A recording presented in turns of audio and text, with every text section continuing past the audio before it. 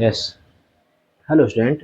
तो आप लोग जो है ना सूडो फोर्स को अच्छे से यूज कर करके हम लोग इनफैक्ट जो है ना इनफैक्ट डिफ़िकल्ट जो प्रॉब्लम्स है उसे भी सॉल्व कर सकते हैं। तो उसी पे हम एक आते हैं कि चलो एक कोई कार है, ऐसा है, ठीक है ना? उस कार के अंदर में जो है ना एक मान लेते हैं कि ऐसा एक कार है, ठीक है?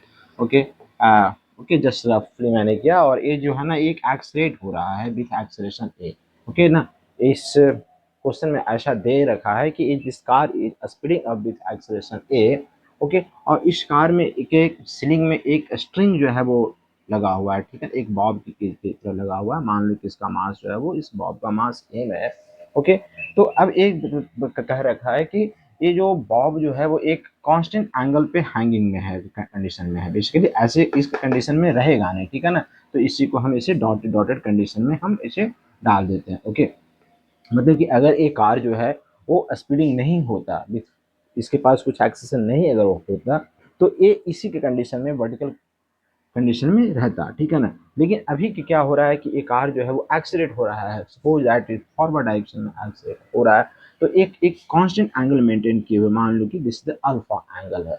ओके। अब इसी अल्फा की वैल्यू आपसे पूछ रहा है कि ये एंगल कितना है, ठीक है ना?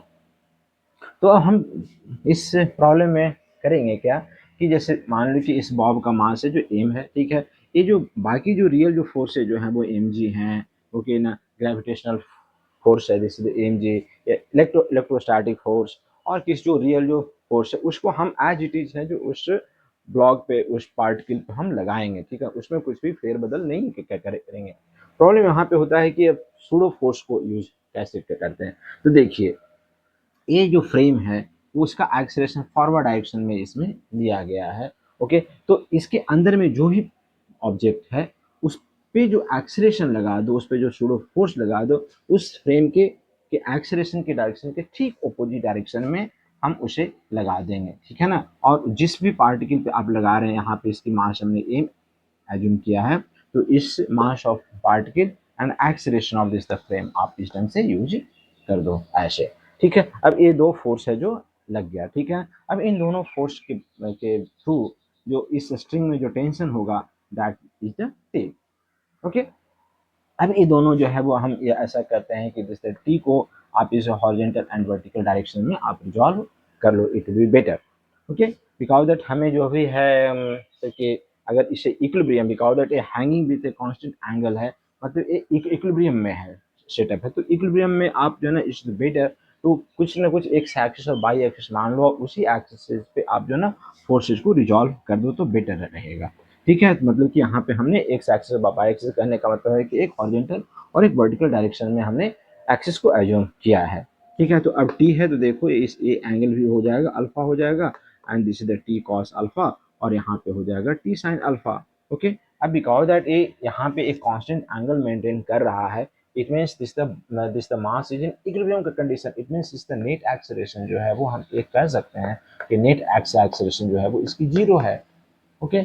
अब जीरो एक्सेलरेशन कहने का मतलब हुआ कि एक्स एक्सिस में जो फोर्स है जो है वो भी जीरो है, नेट फोर्स जीरो है, एंड बाई डायरेक्शन में भी जो नेट फोर्स होगा वो भी जीरो होगा, ऐसा होगा ना? ठीक है। तो अब एक्स एक्सिस वाले जो फोर्सेज हैं उसको हम लिख लेते हैं, बिकॉज दैट एक्स एक्सिस में जो फोर्स लग रहा है वो टी साइन अल्फा, और इधर की तरफ लग रहा है ए में लग रहा है, तो ये दोनों आपस में इक्वल एंड अपोजिट होंगे, हम ऐसे लिख देते हैं ए में इक्वेशन नंबर वन।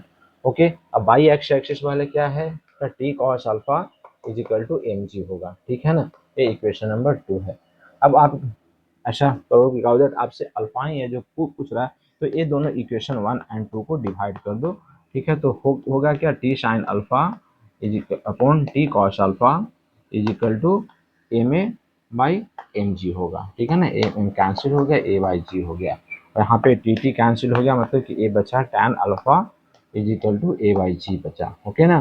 तो alpha is equal to tan inverse a by g है। ओके ना? तो ए है जो इस ए एंगल है जो मेंटेन करेगा, ठीक है?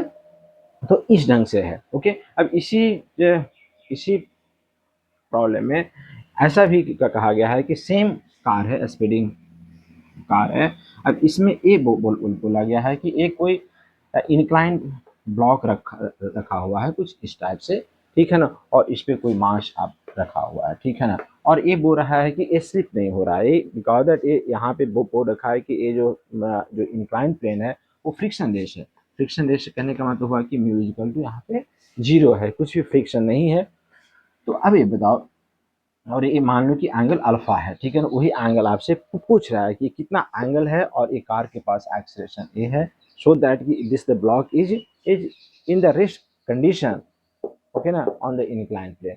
तो अब इसको हम कैसे, अब आप ही पहले सोचो कि अगर ये नॉर्मल केस होता, ठीक है, और ये इंक्लाइन प्लेन पे रखा होता तो ये पक्का ब्लॉक है जो इन जी साइन अल्फा एक्स एक्सेलरेशन के साथ जो है वो डाउन टू द इंक्लाइन है जो वो एक्सीलेट होता, ठीक है। तो इसको ए कर देते हैं, वो कर देते हैं। तो अब देखिए इस कंडीशन में हम कैसे बनाएंगे। इस कंडीशन में देखिए मतलब कि ऐसा होता है नॉर्मल वे में, पहले सोचो कि बाकी जो ये सब जो कंडीशन है स्पीडिंग कार वगैरह नहीं अगर होता, चीज़ें नहीं दिया हुआ होता, तो ये सिंपली है जो जी साइन अल्फा एक्सेलरेशन के साथ है जो डाउन टू द इंक्लाइन है जो एक्सीलेट होता, ठीक है ना। तो ऐसा तो सवाल नहीं होता कि जो है ना ये इस पे स्टैटिक कंडीशन में रहता, ऐसा होने वाला नहीं था, लेकिन स्टैटिक कंडीशन में है। मतलब कि अब इस पे आते हैं कि कहाँ कहाँ है जो फोर्स लग रहा है, उस की बातें करते हैं। तो आप देखिए कि एक एम तो ऐसे डाउनवर्ड लगेगा ही एम, ओके, ठीक है। अब ये एंगल अल्फा है, तो आप ऐसा करो कि इसके जो एंगल्स हैं उसको रिजॉल्व हम कर सकते हैं, या ठीक है चलिए अभी इसको करते हैं। दूसरी बात की जो ये जो एक्सेलरेशन है उस कार का एक्सेलरेशन आगे तरफ है, तो इस पे जो सूडो फोर्स जो है वो इस एक्सेलरेशन में इसी फ्रेम में हम रह करके प्रॉब्लम को सॉल्व कर रहे हैं, that is called the non inertial frame. अगर आपका सिस्टम जो है वो एक्सेलरेशन में है तो उसी को बोलते हैं non inertial frame, non inertial frame है, ओके। अब जो नॉन इनर्शियल फ्रेम में रह करके आप अगर Newton law of motion apply कर रहे हो ब्लॉक पे, तो वहां पे आपको सूडो फोर्स अप्लाई करना पड़ेगा, ठीक है ना, सूडो फोर्स अप्लाई करना पड़ेगा, ऐसा है, ओके। तो सूडो फोर्स का सिंपल जो तरीका है ये है कि आप इस जो फ्रेम ऑफ रेफरेंस है ना जिसमें आप रह करके आप कैलकुलेशन करने के लिए जा रहे हो, ओके, उस फ्रेम का जो एक्सेलरेशन है ना उसके ठीक अपोजिट डायरेक्शन में उस ब्लॉक पे फोर्स लगा दो और उसके मास से मल्टीप्लाई कर दो, मतलब acceleration of the frame into mass of the block, okay, mass of the particle what ever, okay. तो हम इसी को ए में कर देंगे, ऐसे हम किया हमने, ठीक है ना। एक एम आ गया, एक एम आ गया। अब आप ऐसा कर दो कि बिकॉज दैट इसके पास इस तरफ फोर्स कुछ भी नहीं लग रहा है, ओके, हम इस ढंग से सोचते हैं, ऐसे है तो नहीं, अब यहाँ पे देखिए एक गलती हमसे क्या हुई कि इस ब्लॉक अगर एक्सेलरेशन इधर है, कार का एक्सेलरेशन इधर है और इंक्लाइन प्लेन कुछ इस ढंग से रखा हुआ है, तो इसका जो कंपोनेंट होगा वो भी इधर लगेगा, तो ये और फास्ट वे में जो है वो डाउन होगा। इसका मतलब एक्सेलरेशन जो है वो इस कार का इधर न रह करके इधर है, तभी ऐसे हो सकता है कि सूडो फोर्स कुछ इस ढंग से लगा है, ए में लगा है, ठीक है ना, ए में लगा है। अब हम इसको रिजॉल्व करते हैं, this is the M G cos alpha ऐसे है, और एक है M G sine alpha, M G sine alpha है जो डाउन टू द इंक्लाइन है जो लगा है, और दूसरा है जो ए, बिकॉज दैट ए अगर अल्फा है, this angle is alpha, and यहाँ पे जो है वो हम इसको ए में कॉस अल्फा, और यहाँ पे जो है वो ए में साइन अल्फा, ए में साइन अल्फा है जो down to the A incline plane के परपेंडिकुलरली है जो लगा है, एम जी कॉस अल्फा और एम जी और ए में साइन अल्फा भी लगा है, ठीक है। तो ये तो इसको तो बैलेंस करने वाला नॉर्मल रिएक्शन होगा, ठीक है ना, ओके। तो ये तो हमारा झमेला है नहीं। अभी ब्लॉक स्लाइड नहीं कर रहा है, स्टैटिक कंडीशन में है, इट मीन्स है कि इस इंक्लाइन प्लेन का जो रास्ता है ना इस पे इसके अलोंग जो फोर्स लगने वाला है वो that is the M G sine alpha, और दूसरा जो वो एम ए कॉस अल्फा, दोनों एक दूसरे के इक्वल एंड अपोजिट है, ओके। तभी है जो इस पे नेट फोर्स जीरो लगेगा, बिकॉज दैट ए एक्सलेशन जो है वो यहाँ पे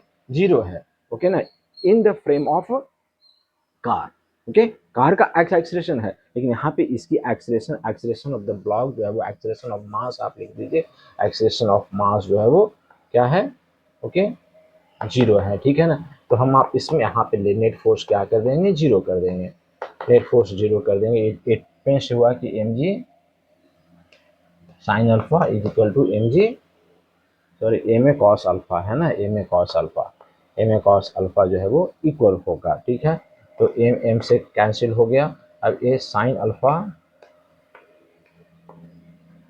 by cos alpha is equal to a by g होगा। ओके, तो ए आ जाएगा tan alpha is equal to a by g. Okay, तो अल्फा इज इक्वल टू हो जाएगा tan inverse a by g. Okay ना, तो इस कंडीशन में यहाँ पे जो होगा वो ये ब्लॉक है जो स्लाइड नहीं करेगा, करेक्ट ना, ऐसा है।